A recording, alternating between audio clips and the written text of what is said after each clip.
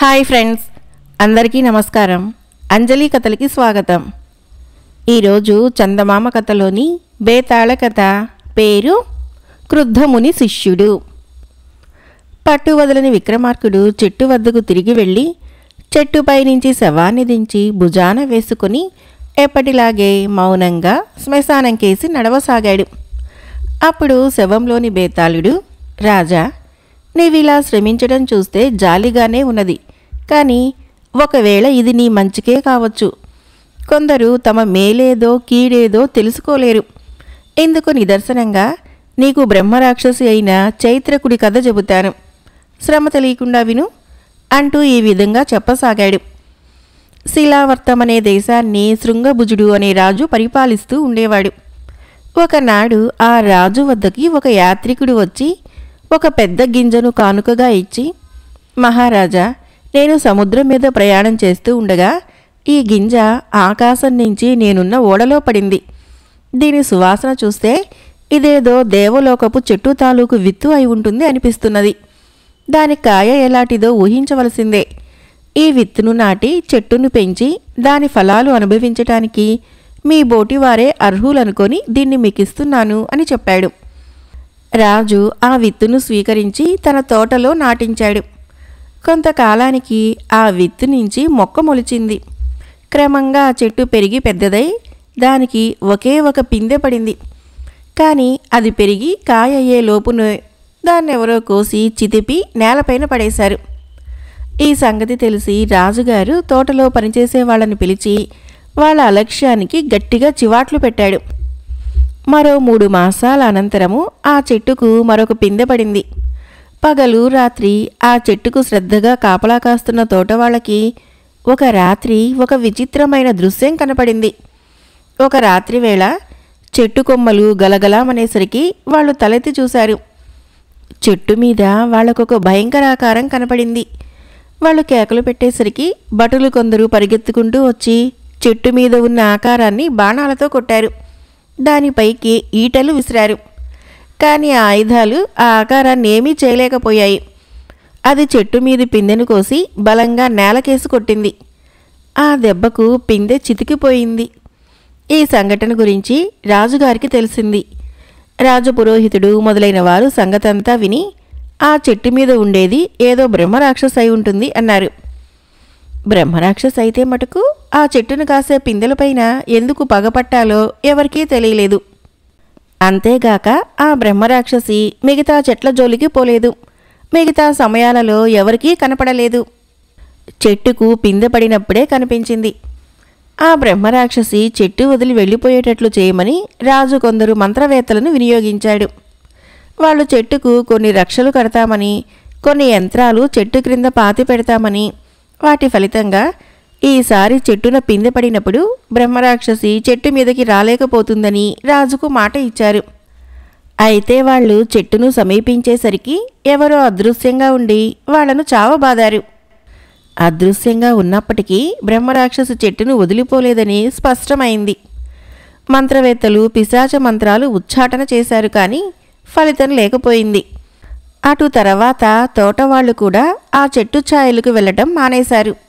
చేసేది లేక రాజుగారు దాని చుట్టూ కంచె ఏర్పాటు చేసి ఎవరూ చెట్టును సమీపించకుండా చేశాడు. ఇది జరిగాక కూడా చెట్టున 3 మాసాలకు ఒక పిందె పడటమో, బ్రహ్మరాక్షసి దాన్ని ధ్వంసం చేయటమూ జరుగుతూ వచ్చింది. కొంతకాలానికి మరొక విచిత్రం జరిగింది. ఈ చెట్టుకు కొద్ది ఎడంలో బాటసార్లు నడిచే దారి ఉన్నది. ఒకనాడ బాట వెంబడి ఆశ్రమవాసి అయిన ఒక బ్రహ్మచారి నడుస్తూ ఉండగా అతని ఎదుట బ్రహ్మరాక్షసి కనిపించి, నీవు క్రుద్ధముని శిష్యుడివా అని అడిగింది. బ్రహ్మరాక్షసుని చూసి భయంతో వణికిపోతున్న ఆ బ్రహ్మచారి కాదు అన్నాడు. అయితే వెళ్ళు అని బ్రహ్మరాక్షసి మాయమైపోయింది. ఇలా ముని శిష్యుల్లాగా కనిపించే వాళ్ళెవరైనా అటుగా వస్తే బ్రహ్మరాక్షసి వాళ్ళ ఎదుట ప్రత్యక్షమై నువ్వు క్రుద్ధముని శిష్యుడివా అని అడగటము, వాళ్ళు కాదనటము, బ్రహ్మరాక్షసి ఒక్క అరుపు అరిచి మాయం కావటము అనేక పర్యాయాలు జరిగింది. బ్రహ్మరాక్షసికి భయపడి అటుగా జనం నడవటమే మానేశారు. బ్రహ్మరాక్షసి కారణంగా రాజుకు పెద్ద విచారం పట్టుకున్నది. ఆ దిక్కుమాల చెట్టును కొట్టేయిస్తే బ్రహ్మరాక్షసి పీడ విరగడైతుందేమో కానీ ఆ బ్రహ్మరాక్షసుకి వెరచి ఎవరూ చెట్టును కొట్టడానికి సాహసించరు. అందుచేత రాజు ఒక ఉపాయం ఆలోచించాడు. రాజుగారికి ఒక చక్కని చుక్క అయిన కూతురు ఉన్నది. ఆ పిల్లకు పెళ్ళిడు వచ్చింది. ఎంతలేసి రాజకుమారులు ఆమెను పెళ్లాడతామని కబుర్లు చేస్తున్నారు. ఈ బ్రహ్మరాక్షసుని వదలగొట్టిన వాడికే తన కుమార్తెనిస్తానన్న పక్షంలో బ్రహ్మరాక్షసి పీడ విరగడ కావటమే కాక మంచి ప్రతిభావంతుణ్ణి అల్లుడుగా పొందినట్లయితుంది. పిల్లని ఎవరికిస్తే ఎవరికి ఆగ్రహం వస్తుందోనన్న సమస్య కూడా తొలగిపోతుంది. అన్నీ ఆలోచించి రాజు తన తోటలోని దేవతా వృక్షాన్ని పట్టిన బ్రహ్మరాక్షసిని ఎవరు వదలకొడితే వారికి తన కుమార్తెను కనకమంజరిని ఇచ్చి పెళ్లి చేస్తానని దేశ దేశాల చాటింపు వేయించాడు. ఆ చాటింపు వినగానే కనకమంజరిని చేసుకుంటామని అప్పటిదాకా ఉబలాట పడుతున్న రాజకుమారులందరూ ఒక్కసారిగా వెనక్కు తగ్గారు. ఒక్క వజ్రభుజుడు అనేవాడు మాత్రము ఈ బ్రహ్మరాక్షసు గురించి ప్రజలకు తెలిసిన సమాచారమంతా శ్రద్ధగా సేకరించి దీర్ఘంగా ఆలోచించిన మీదట తాను బ్రహ్మరాక్షసుని వదిలించటానికి ప్రయత్నం చేయవచ్చునని నిశ్చయించుకున్నాడు. వజ్రభుజుడు కైవర్త దేశపు యువరాజు. అతను చాలా తెలివిగలవాడు, అనేక విద్యలలో ఆరితెరినవాడును. అతను ఆశ్రమవాసి అయిన బ్రహ్మచారి వేషం ధరించి నిర్జనంగా ఉన్న బాట వెంబడి శిలావర్త రాజధానిని సమీపించాడు. అతను ఊహించినట్టే రాజోద్యానం సమీపంలోకి వచ్చేసరికి బ్రహ్మరాక్షసి అతని ముందు ప్రత్యక్షమై, నీవు క్రుద్ధముని శిష్యుడివేనా అని అడిగింది. అవును, నేను క్రుద్ధమునీశ్వరుల వారి శిష్యుణ్ణే, నాతో నీకేం పని అని వజ్రభుజుడు బ్రహ్మరాక్షసిని అడిగాడు. బ్రహ్మరాక్షసి అతని కాళ్ళ మీద పడి, అయితే నా శాప విముక్తికి ఉపాయం చెప్పు అన్నది. లేలే, విచారించకు, నేను నీకు తప్పక శాప విమోచనం కలిగిస్తాను. కానీ ముందు నీ సంగతి నాకు సవిస్తరంగా చెప్పు. తర్వాత గురువుగారి అనుగ్రహం చేత నీకు శాప విమోచన మార్గం చెబుతాను అన్నాడు రాజకుమారుడు. అతనితో బ్రహ్మరాక్షసి తన కథ ఇలా చెప్పింది. హిమాలయాల మధ్య ఉండే ఒక దేశపు రాజకుమారుణ్ణి నేను. నా పేరు చైత్రుడు.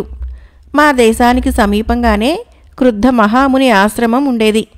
ఆ ఆశ్రమంలో అపూర్వమైన చెట్టు ఉండేది. దానికి 3 నెలలకు ఒకే పండు కాసేది. ఆ పండుని ఎలాగైనా సంపాదించి తినాలని నాకు బలమైన కోరిక పుట్టింది. ఒకసారి దొంగతనంగా ఆశ్రమం ప్రవేశించి చెట్టును ఉన్న పండును కోసి తినేశాను. సరిగ్గా ఆ క్షణంలోనే క్రుద్ధ మహాముని అక్కడికి వచ్చి నన్ను బ్రహ్మరాక్షసు కమ్మని శపించాడు. నాకు అందమైన రూపం కాస్త పోయి బ్రహ్మరాక్షసి ఘోరాకారం వచ్చేసింది. నాకు దుఃఖం ఆగలేదు. నేను ఆ ముని కాళ్లపైన పడి శాప విమోచనం కలిగించమని వేడుకున్నాను. ఆయన నాకు శాప విమోచన మార్గం చెప్పకపోగా నేను తిన్న పండులో ఉండే విత్తు నుంచి మరొక చెట్టు పుట్టి దాని కాయలు కాసి వాటినెవరైనా తింటే నేను చచ్చి భస్మమైపోతానని చెప్పాడు. నేను ఆయన కాళ్ళు గట్టిగా పుచ్చుకొని నాకిలా శాపం మీద శాపం ఇవ్వటం తగదని శాప విమోచన మార్గం చెప్పి పుణ్యం కట్టుకోమని ప్రాధేయపడ్డాను. అప్పుడు ఆయన నాతో, నేనే క్రుద్ధ మహాముని శిష్యుణ్ణి అని ఎవరైతే నీతో చెబుతారో వాడే నీకు శాప విమోచనం కూడా కలిగిస్తాడు, వెళ్ళు అన్నాడు. ఎంతమందినో అడిగాను. నేనే క్రుద్ధ మహాముని శిష్యుణ్ణి అన్నవాడు లేడు. ఇంతకాలానికి నువ్వు ఆ మాట అన్నావు, నాకు శాప విముక్తి కలిగించు. అంతా విని రాజకుమారుడు, అయితే నువ్వు ఈ ప్రాంతాలు ఏం చేస్తున్నావు?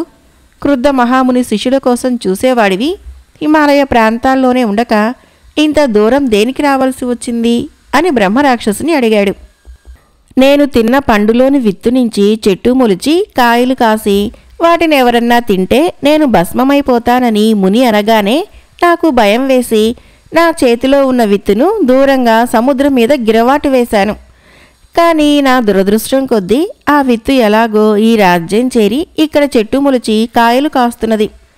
ఈ సంగతి నాకు తెలియగానే నేను ఇక్కడికి వచ్చి చెట్టు మీద చేరి పడిన పిందెను పడినట్టే గిల్లి పారేస్తున్నాను.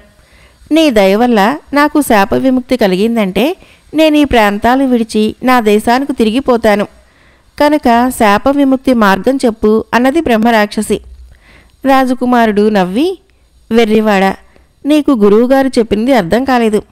అప్పటికే నీకు బ్రహ్మరాక్షసత్వం వచ్చి ఉండటం చేత ఆయన చెప్పిన విమోచన మార్గాన్ని రెండో శాపంగా అర్థం చేసుకున్నావు. అది నీకు అర్థమయ్యేలాగా చెప్పే పనిని గురువుగారు నా పైన పెట్టారు. నువ్వు కొంతకాలం పాటు బ్రహ్మరాక్షస జీవితం గడిపి శిక్ష అనుభవించాలని కూడా ఆయన ఉద్దేశం అయి ఉంటుంది. నువ్వు తిన్న పండులోని విత్తు నుంచి చెట్టు మొలిచి దాని పళ్ళను ఎవరైనా తిన్నట్లయితే వారు భస్మమైపోతారని, నీకు శాప విముక్తి కలుగుతుందని గురువుగారి అభిప్రాయం. అందుచేత ఈ చెట్టుకు కాసే పిందెలను నువ్వు గిల్లటం చేత నీకే నష్టం కలుగుతున్నది. చెట్టున పండు పండనియ్యి, ఎవరో ఒకరు దాన్ని తిని భస్మమైపోతారు, నీకు శాప విముక్తి కలుగుతుంది అన్నాడు. ఈ మాట విని బ్రహ్మరాక్షసి పరమానందం చెందింది. అది రాజకుమారుడికి కృతజ్ఞత చెప్పుకొని మాయమైంది. వజ్రభుజుడు తన సహజ వేషం ధరించి శృంగభుజ మహారాజు వద్దకు వెళ్ళి, నేను మీ తోటలోని బ్రహ్మరాక్షసిని సాగనంపి వస్తున్నాను. ఈసారి మీ చెట్టుకు కాయ కాసి పండి దాన్ని మీరు తిన్నాక మీ అమ్మాయిని నాకిచ్చి పెళ్లి చేయండి అంటూ జరిగిందంతా చెప్పాడు. చెట్టు చుట్టూ ఉండే కంచెను తీసేసి దాని కిందకి మనుషులు వెళ్లారు. బ్రహ్మరాక్షసి వారిని బాధించలేదు. త్వరలోనే దానికి పిందెపడి కొద్ది రోజులలోనే కాయ అయి పండింది. రాజుగారు ఆ పండును కోయించి ఒక ముక్క తాను తిన్నాడు. ఆ క్షణంలోనే చెట్టు మీద బగ్గున మంట పుట్టి ఆరిపోయింది. తట్టెడు బూడిద నేల రాలింది. శాప విమోచన కోసము ఎదురుచూస్తున్న ఆ చెట్టు మీదనే అదృశ్యంగా ఉండిన బ్రహ్మరాక్షసి క్రుద్ధ మహాముని చెప్పినట్లుగానే మండి బూడిదైపోయింది. తర్వాత శృంగభుజ మహారాజు తన కుమార్తెను వజ్రభుజుడికిచ్చి వైభవంగా పెళ్లి చేశాడు. బేతాళుడు ఈ కథను చెప్పి, రాజా, క్రుద్ధ మహాముని బ్రహ్మరాక్షసికి శాప విమోచన మార్గం ఎందుకు చెప్పాడు కాడు? అకారణంగా శాపం మీద శాపం ఎందుకు ఇచ్చాడు? వజ్రభుజుడు తాను క్రుద్ధ మహాముని శిష్యుణ్ణని అబద్ధమాడటమే కాక బ్రహ్మరాక్షసితో క్రుద్ధ మహాముని మాటలకు లేని అర్థాలు చెప్పి అతన్ని నాశనం చేయటము అక్రమం కాదా? ఈ ప్రశ్నకు సమాధానాలు తెలిసి కూడా చెప్పలేకపోయావో నీ తల పగిలిపోతుంది అన్నాడు. దానికి విక్రమార్కుడు, క్రుద్ధ మహాముని శాపం మీద శాపం పెట్టలేదు. బ్రహ్మరాక్షసికి శాప విమోచనం కలిగే మార్గము బూడిద అయిపోవటమే. ఆ సంగతి వజ్రభుజుడు సరిగ్గానే గ్రహించాడు. బ్రహ్మరాక్షసికి శాప విమోచనం కలిగే ఉపాయాన్నే అతను చెప్పాడు. అయితే అతను అబద్ధం ఆడకపోతే బ్రహ్మరాక్షసి శాప విమోచనానికి ఒప్పుకోదు. తాను క్రుద్ధ మహాముని శిష్యుణ్ణేననటంలో కూడా అతను క్రుద్ధ మహాముని మాటలను అబద్ధం చేయలేదు. తన శిష్యుడైన వాడే శాప విమోచన మార్గం చెబుతాడని ఆ ముని అనలేదు. నేనే క్రుద్ధ మహాముని శిష్యుణ్ణి అన్నవాడు ఆ పని చేస్తాడన్నాడు. వజ్రభుజుడే ఆ మాట అన్నాడు, ఆ పని చేశాడు కూడా అన్నాడు. రాజుకి ఈ విధంగా మౌనభంగం కలగగానే బేతాళుడు శవంతో సహా మాయమై మళ్లీ చెట్టెక్కాడు. మరొక కథ పేరు నాట్య ప్రదర్శన. ఇది పరోపకారి పాపన్న కథ. ఒక దంభయ్య పాపన్న దగ్గర గిల్టు నగలు కుదవబెట్టి 3000 రూపాయలు అప్పు తీసుకున్నాడన్న వార్త కార్చిచ్చులాగా చుట్టుపక్కల గ్రామాలకు కూడా పాకి దంభయ్య పరువంతా ఒక్కసారిగా తుడిచిపెట్టుకుని పోయింది. ఇది జరిగిన కొద్ది రోజులకే ఆ దేశపు రాజుగారు జైత్రయాత్ర నుంచి తిరిగి వస్తూ ఆ ప్రాంతాలలోనే మజిలీ చేస్తారని తెలియవచ్చింది. ఆ చుట్టుపక్కల ఉండే 10-12 గ్రామాల ప్రముఖులందరూ చేరి రాజుగారికి మర్యాదలన్నీ జరిపి ఆయన గౌరవార్థము విందులు వినోదాలు ఏర్పాటు చేయాలని తీర్మానించారు. ఇలా కార్యభారం మీద వేసుకున్న వారిలో పాపన్న కూడా ఉన్నాడు. ఆ 10-12 గ్రామాలలో ఉండే నటులు, గాయకులు, వర్తకులు, వాద్యగాళ్ళు ఏకమై రాజుగారి ముందు వేరువేరు కళా ప్రదర్శనలిచ్చి తగిన సన్మానం పొంది ఆ డబ్బుతో కళాభివృద్ధికి సాధనాలు, స్థల సౌకర్యాలు ఏర్పాటు చేసుకుందామనుకున్నారు. ఇప్పుడున్న స్థితిలో వారికి తగిన దుస్తులు, ఆభరణాలు, వాద్యాలు తగినట్టుగా లేవు. అందుచేత రాజుగారి ముందు ప్రదర్శనలు ఇవ్వటానికి ప్రతిదీ ఎక్కడో ఒకచోట అరువు తేవలసి వచ్చింది. అన్నీ దొరికాయి, కానీ నాట్యగత్తకు కావలసిన ఆభరణాలు మాత్రము అరువుకు కూడా దొరకలేదు. ఈ సంగతి వినగానే పాపన్న ఉండే గ్రామాధికారికి పాపన్న వద్ద తాకట్టు ఉన్న గిల్టు నగలు జ్ఞాపకం వచ్చాయి. ఆయన కళాకారులతో, మా ఊరి పాపన్న వద్ద గిల్టు నగలున్నాయి, అవి మీ నర్తకి చేసే భరతనాట్యానికి పనికి వస్తాయి, అవి మీరు వాడుకొని రాజుగారు నర్తకికి చేసే సన్మానంలో 3వ వంతు అతనికి ముట్టజెప్పండి. ప్రతిఫలం మాట ముందుగా పాపన్నతో మాత్రం అనకండి, అతనికి అలాంటివి పనికిరావు అన్నాడు. కళాకారులు గ్రామాధికారిని వెంటబెట్టుకుని పాపన్న ఇంటికి వెళ్ళి భరతనాట్య ప్రదర్శనానికి గిల్టు నగలు అరువివ్వమని కోరారు. నా దగ్గర గిల్టు నగలు లేవే అన్నాడు పాపన్న. అలా అంటావేం పాపన్న, మన గ్రామం దంబయ్య నీ దగ్గర కుదవ పెట్టినవి గిల్టు నగలేగా అన్నాడు గ్రామాధికారి. అవి దంబయ్యవి కదా, అదీగాక ఆ పెట్టే తాళం చెవి నా దగ్గర లేదు. మీకు నగలే కావాలంటే మంచి నగలే ఇస్తాను, తీసుకోండి అన్నాడు పాపన్న. మంచి నగలు కావాలంటే నీ దాకా వస్తామా? వీళ్ళు మంచి నగలు తీసుకోరు, నాట్యానికి నకిలీ నగలే కావాలి. అవి దొరక్కనే నీదాకా రావలసి వచ్చింది అన్నాడు గ్రామాధికారి. ఆయన దంబయ్య ఇంటికి మనిషిని పంపి దంబయ్యను తాళం చెవితో సహా రప్పించాడు. దంబయ్య వచ్చి ఏ ఆక్షేపణ చెప్పక తాళం చెవి ఇచ్చి నకిలీ నగలను నాట్యకర్తకు ఇప్పించాడు. అందరూ అనుకున్నట్టుగానే రాజుగారు ఆ ప్రాంతాల శిబిరం వేశారు. చుట్టుపక్కల గ్రామాల వాళ్ళు ఆయనకు సకల మర్యాదలు చేసి విందులు వినోద కార్యక్రమాలు జరిపించారు. రాజుగారు కళా ప్రదర్శనలన్నింటినీ మెచ్చుకున్నారు. భరతనాట్య ప్రదర్శనము ఆయనకు ప్రత్యేకంగా నచ్చింది. నాట్యగత్తెకు 10,000 రూపాయలు బహుమానమిచ్చారు రాజుగారు. నాట్యగత్తె గ్రామాధికారిని వెంటబెట్టుకుని పాపన్న ఇంటికి వచ్చి, ఇవిగో మీ నగలు, ఇదిగో బహుమానంలో మీ వంతు అంటూ పాపన్న ముందు గిల్టు నగలు 3,300 చిల్లర రొక్కము పెట్టింది. పాపన్న ఆ డబ్బు చూసి విస్తుపోయి, ఈ డబ్బేమిటి అన్నాడు. గిల్టు నగలు అరువిచ్చిన వారికి బహుమానంలో 3వ వంతు ఇవ్వవలసి ఉంటుందని ముందే నిర్ణయించుకున్నాము. రాజుగారు అనుగ్రహించి పెద్ద మొత్తం ఇచ్చారు, అందులో 3వ వంతు నీదే అన్నాడు గ్రామాధికారి. గిల్టు నగలు దంబయ్యవి, ఈ డబ్బు అతనికే చెందాలి అన్నాడు పాపన్న గిల్టు నగల్ని మాత్రము ఎత్తి పెట్టెలో పెడుతూ. గ్రామాధికారి ఆ డబ్బును తీసుకుని పోయి దంబయ్య ముందు పెట్టి జరిగిన సంగతి చెప్పి, గిల్టు నగలు నీవే గనక ఈ డబ్బు నీకే చెందాలంటున్నాడు పాపన్న అన్నాడు. దంబయ్య గ్రామాధికారితో, అలాగా, అయితే మీరు కాస్త నా వెంట పాపన్న ఇంటికి రావాలి అని ఆ డబ్బును తీసుకొని పాపన్న ఇంటికి వచ్చి పాపన్నతో, పాపన్న ఇదిగో నీ బాకీ, ఇది తీసుకొని నా నకిలీ నగలు నాకు ఇచ్చేయి. నీ చేతి మహత్యం వలన ఈ నకిలీ నగలకి బంగారం విలువ వచ్చింది, నాకు మంచి పాఠం కూడా వచ్చింది. ఈ విధంగానైనా నన్ను రుణ విముక్తుణ్ణి చెయ్యి పాపన్న అన్నాడు దీనంగా. అలాగే, నీ నగలు నువ్వు తీసుకో అన్నాడు పాపన్న. దంబయ్య మూలాన పాపన్న నష్టపోయినప్పుడు గ్రామంలో వాళ్ళు విచారించారు గాని పాపన్న ఏమీ విచారించలేదు. అలాగే అతని డబ్బు తిరిగి వచ్చినందుకు పాపన్న సంతోషించకపోయినా అతని గ్రామంలో వాళ్ళు ఎంతో సంతోషించారు. మరొక కథ పేరు మానవుల అభ్యుదయం. ఇది పురాణ కథ. ఆది కాలంలో దేవదానవులకు ఘోర యుద్ధాలు జరిగేవి. ఒకప్పుడు దేవతలు గెలిచేవారు, మరొకప్పుడు దానవులు గెలిచేవారు. ఆ యుద్ధాలలో దానవులు గెలిచినా ఓడినా వాళ్ళ భయము మనుషులకు ఎప్పుడూ ఉండేది. ఆ దానవుల దుర్మార్గం వలన భూమిపైన మనుష్యజాతి మిగలకుండా పోయే పరిస్థితి ఏర్పడింది. దానవుల చేత చావగా మిగిలిన మనుషులు మనుమహాముని ఆశ్రమానికి వచ్చి, మహర్షి, మనుష్య జాతిని కాపాడే భారం నీవే వహించాలి అని ప్రాధేయపడ్డారు. మనువు దేవాంశ సంభూతుడు, చాలా గొప్పవాడు. మనుష్యుల దీనస్థితి చూసి చాలా జాలిపడి తన ఆశ్రమంలో తలదాచుకున్న వారిని యజ్ఞకర్మల ద్వారా పోషిస్తూ మనుషులకు దానవ బాధ లేకుండా ఉండగలందులకు ప్రత్యేకంగా ఒక క్రతువు చేశాడు. ఆ క్రతువు ముగిసేసరికి హోమగుండంలో నుంచి 2 పళ్ళాలు బయటికి వచ్చాయి. వాటిని దేవతల ప్రసాదంగా స్వీకరించి మనువు తన ఆశ్రమంలో ఉంచి పూజిస్తూ వచ్చాడు. ఒకనాడు దానవులు మనుషులను పీడించి పీకు తినే ఉద్దేశంతో ముని ఆశ్రమానికి వచ్చారు. వెంటనే ఆ 2 పళ్ళాలు ఒకదాన్నొకటి తాకి పెద్దగా ధ్వని చేశాయి. ఆ ధ్వని చెవుల పడుతూనే దానవులు ప్రాణాలు వదిలారు.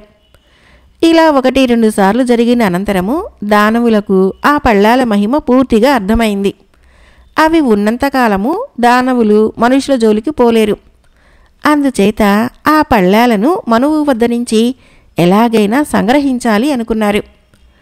మనువు మహాదాత, నిత్యము యజ్ఞాలు చేస్తూ బ్రాహ్మణులకు దానాలు ఇస్తాడు. దానం చేసేటప్పుడు ఎవరేది అడిగినా కాదనడు. ఆ విధంగా ఆ పళ్ళాలను ఎవరైనా దానంగా పుచ్చుకుంటే మనకు వాటి భయం తీరిపోతుంది అని అపుష్పకుడు అనే దానవుడు సలహా ఇచ్చాడు. దానవులు శుక్రాచార్యుడు శిష్యులైన త్రిపురుడు, శంఖదూత అనే 2 బ్రాహ్మణులను మాంసంతో సంతర్పణ చేస్తామని లోబపెట్టి పళ్ళాలను మనువు నుంచి దానంగా పుచ్చుకొని రావటానికి పంపించారు.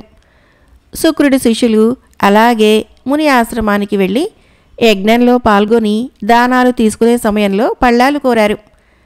మహాదాత అయిన మనువు లేదనకుండా వాళ్ళకు ఆ పళ్ళాలను దానం చేశాడు. శుక్రుడి శిష్యులు వాటిని తీసుకుని పోయి దానవులకిచ్చారు. దానవులు వాటిని ముక్కలు ముక్కలుగా కత్తిరించి నిప్పులో వేసి చూర్ణం చేసి ఆ చూర్ణాన్ని భూమిలో పాతేశారు. మర్నాడే అక్కడ పచ్చిక మొలిచింది. ముని ఆశ్రమానికి చెందిన పశువు ఒకటి అటుగా వచ్చి ఆ పచ్చిక మేసి ఆశ్రమానికి తిరిగి వెళ్ళింది. పళ్ళాలు పోయాయి కనుక మనుషులని అవలీలుగా పీకు తినవచ్చునని దానవులు ముని ఆశ్రమం మీదకి పడ్డారు. వారిని చూసి పచ్చిక మేసిన పశువు గట్టిగా రంకె పెట్టింది. ఆ రంకె చెవులు పడుతూనే దానవులు గుండెలవసి చనిపోయారు. దాన్ని సమీపించిన వాళ్ళు దాని ఊపిరికి నిలువునా మాడి మసి అయిపోయారు. ఒక ప్రతిబంధకం పోయిందనుకుంటే రాక్షసులకు మరొకటి దాపురించింది. వాళ్ళు మళ్ళీ శుక్రాచార్య శిష్యుల వద్దకు పరిగెత్తుకుంటూ వెళ్ళి తమకు కలిగిన కొత్త నష్టాన్ని చెప్పుకొని ముని ఆశ్రమానికి వెళ్ళి మనువు వద్ద పశువును దానంగా పుచ్చుకొని రండి అని పంపారు. త్రిపుర, శంఖదూతలు మనువు వద్దకు వెళ్ళి అడగటమే తడవుగా పశువును దానంగా పొంది దాన్ని తెచ్చి దానవులకు ఇచ్చారు. దానవుల పశువును చంపి కాల్చి దాని బూడిదను తెచ్చి ఒక కొలనులో కలిపేసి తమ దాన్ని తాము వెళ్ళిపోయారు. తర్వాత కొద్దిసేపటికి మనువు భార్య ఆ కొలనులోనే స్నానం చేసి నీళ్లు తీసుకుని ఆశ్రమానికి తిరిగి వెళ్ళింది. పశువు పోయింది గనక తమకిక భయం లేదనుకుని దానవులు మరొకసారి ముని ఆశ్రమం మీదకి వచ్చారు. కానీ ఈసారి మనువు భార్య వారి కేసు చూసేసరికల్లా దానవులు ఎక్కడి వాళ్ళక్కడ మాడి చచ్చి పడిపోయారు. మనువు భార్యను ఆశ్రమంలో లేకుండా చేయగలిగితే తప్ప దానవులు మనుషులను పీకు తినటం సాధ్యం కాదని తేలిపోయింది. దానవులు తిరిగి శుక్ర శిష్యులతో, ఈసారి మీరు మనువు భార్యను దానంగా అడిగి పుచ్చుకొని ఆమెను చంపి వండి మాకు భోజనం పెట్టండి. అలా అయితేనే గాని మాకు పట్టిన ఈ పీడ విరగడ కాదు అన్నారు. ఈ మాటలు వినగానే శుక్ర శిష్యులు హడలిపోయారు. మనువులాటి వాడి భార్యను దానం అడగటమెలా? నరమాంసము దానవులకు వడ్డించటమెలా? కానీ ఆ మాట పైకి అంటే దానవులు తమ ప్రాణాలు నిలువునా తీయవచ్చు. అందుచేత వాళ్ళు తమ గురువైన శుక్రాచార్యుల వద్దకు వెళ్ళి జరిగిందంతా చెప్పి దానవులు తమని ఇలాంటి పనులు చేయమంటున్నారని ఘోష పెట్టారు. శుక్రాచార్యులు తన శిష్యులని పూర్వం చేసిన దానికి మందలించి దానవులను పిలిచి వాళ్లను గట్టిగా చివాట్లు పెట్టి మోసంతోటే మీరు చివరకు సర్వనాశనమైతారు అని హెచ్చరించాడు. అప్పటితో దానవులు తమ ఆట కట్టయిందని గ్రహించవలసి వచ్చింది. కానీ వారు మూర్ఖులు. అందుచేత 2 దానవులు బ్రాహ్మణ వేషాలు ధరించి ముని ఆశ్రమానికి వెళ్ళి మనువు అందరికీ దానాలిచ్చేటప్పుడు, అయ్యా, తమ భార్యను మాకు దానంగా ఇవ్వండి అని అడిగారు. అలాగే తీసుకోండి అంటూ మనువు తన భార్యను పిలిచి, నిన్ను వీళ్లకు దానంగా ఇచ్చాను అన్నాడు. వీళ్ళకా? ఎవరు వీళ్ళు అంటూ మనువు భార్య దానవులకేసి చురచురా చూసింది. తక్షణమే ఆ దానవులిద్దరూ బూడిద కుప్పలైపోయారు. అటు తర్వాత దానవులు మనుషుల జోలికి రాలేదు. మనువు భార్య అనేక మంది బిడ్డలను కన్నది. దానవుల బాధ లేని కారణాన మనువు వంశము విస్తరించింది. వాళ్ళు వేరువేరు ప్రాంతాలకు వెళ్ళి నివాసాలు కల్పించుకొని వృద్ధి చెందారు. మనువు సంతతికి చెందిన వాళ్ళు కావటం చేత మనుషులకు మానవులు అనే పేరు స్థిరపడిపోయింది. కథ అయిపోయింది. ఫ్రెండ్స్, నా కథలు నచ్చినట్లయితే మన ఛానల్ని తప్పకుండా సబ్స్క్రైబ్ చేయండి, లైక్ చేయండి, షేర్ చేయండి, కామెంట్ చేయండి. Thank you.